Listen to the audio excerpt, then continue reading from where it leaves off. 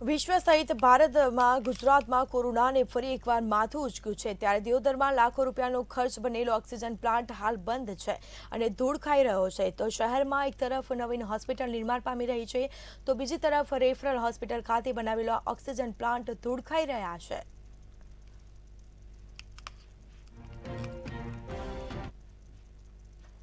વિશ્વમાં ફરી કોરોનાએ માથું ઉચક્યું છે ત્યારે ભારત સહિત ગુજરાતમાં પણ કોરોના ફેલાવાની દહેશત વચ્ચે આજે જોવા જઈએ તો બનાસકાંઠાના અંદર જે પ્રકારે વાત કરો તો કોરોનાના ઓક્સિજન પ્લાન્ટ નાખવામાં આવ્યો છે। આ ઓક્સિજન પ્લાન્ટ છેલ્લા 2 વર્ષથી બનાવેલો છે।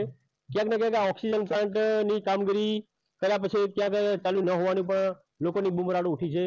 જે પ્રકારે વાત કરવામાં તો કોરોનાની મહામારી વચ્ચે જે લોકોનો મૃત્યુ થયા છે ત્યારે સરકાર દ્વારા પણ ક્યાંક ને ક્યાંક આ કોરોનાના ઓક્સિજનથી ભરેલા લોકો માટે તાલુકા દીઠ અને સેન્ટર દ્વારા વાઇઝ ક્યાંક ને ક્યાંક સરકાર દ્વારા એક સરાહનીય કામગીરી કરવામાં આવી છે। લાખો રૂપિયાના ખર્ચે આ કોરોના પ્લાન્ટ નાખવામાં આવ્યો છે। ત્યારે વાત કરવામાં આવે તો બનાસકાંઠાના દિયોદર રેફરલ હોસ્પિટલ ખાતે જે કોરોનાનો પ્લાન્ટ છે એ છેલ્લા કેટલાય સમયથી બંધ હાલતમાં જોવા મળી રહ્યો છે, ધૂળ ખાઈ રહ્યો છે। ત્યારે વાત કરવામાં તો ભારતમાં પણ ક્યાંક ને ક્યાંક કોરોનાએ ફરી માથું ઉચક્યું છે।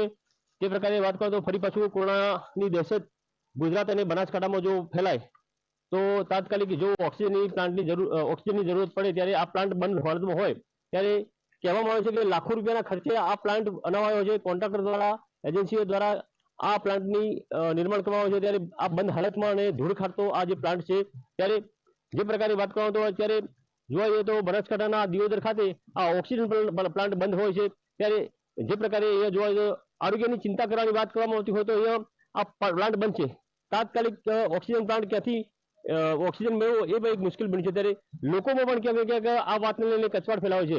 ત્યારે સરકાર દ્વારા અને બનાસકાંઠા કલેક્ટર જિલ્લા વિકાસ અધિકારીને આરોગ્ય અધિકારી દ્વારા પણ આની તપાસ કરવામાં આવે અને સત્વરે આ પ્લાન્ટને કાર્યરત કરવાની માંગ સાથે લોકો માંગ ઉઠાવી રહ્યા છે। ત્યારે વાત કરવામાં આવે તો ક્યાંક ને ક્યાંક આ દિયોદરના રેફરલ હોસ્પિટલ ખાતે જે આરોગ્યનો આ ઓક્સિજન પ્લાન્ટ છે એને ક્યાંક ને ક્યાંક બંધ હાલતમાં જોવા મળ્યું ત્યારે લોકો આની ચિંતા કરી રહ્યા છે।